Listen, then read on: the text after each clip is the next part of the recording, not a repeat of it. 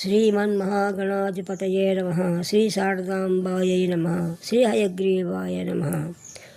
వచ్చే అమావాస్య శ్రావణ మాస బహుళ అమావాస్య శనివారం.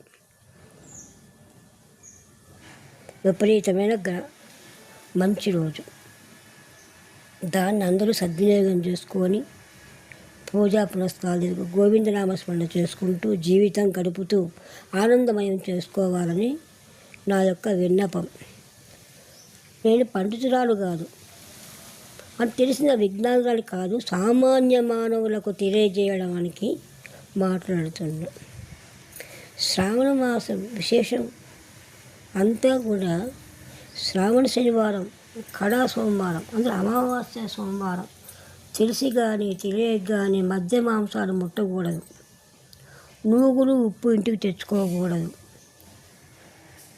అది శని దోషం వల్ల కలుగుతాయి కాబట్టి దాన్ని విసర్జించి భక్తి మార్గం అందులో ఉదయాన్నే లేచి స్నానం చేసుకొని, స్నానములో ఓపిక ఉంటే ఉప్పు వేసుకొని స్నానం చేసి, లేదు పసుపైన స్నానం కలుపుకొని స్నానం చేస్తే గ్రహ దోషాలు పోతాయని పెద్దవాళ్ళు చెప్పినారు. అది మీకు నేను తెలియజేస్తున్నా. గోవిందనామస్మరణ ఎంత చేయగలిగితే అంత విశేషం. అచ్యుతానంద గోవింద అనే నామం పరమ మహోత్మన్నమైన నామం. అచ్యుత అనంత గోవింద 3 విశేషమైన నామాలు అని పెద్దవాళ్ళు పండితులు చెప్పినారు.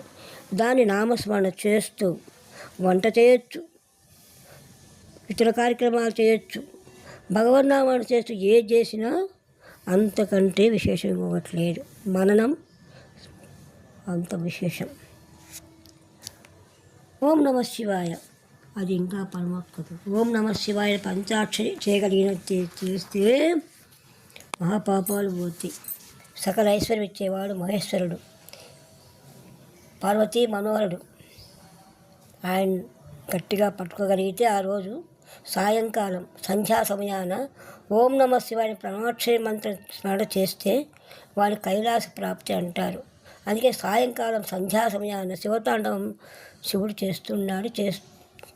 ఆయన విశేషమైన రోజు.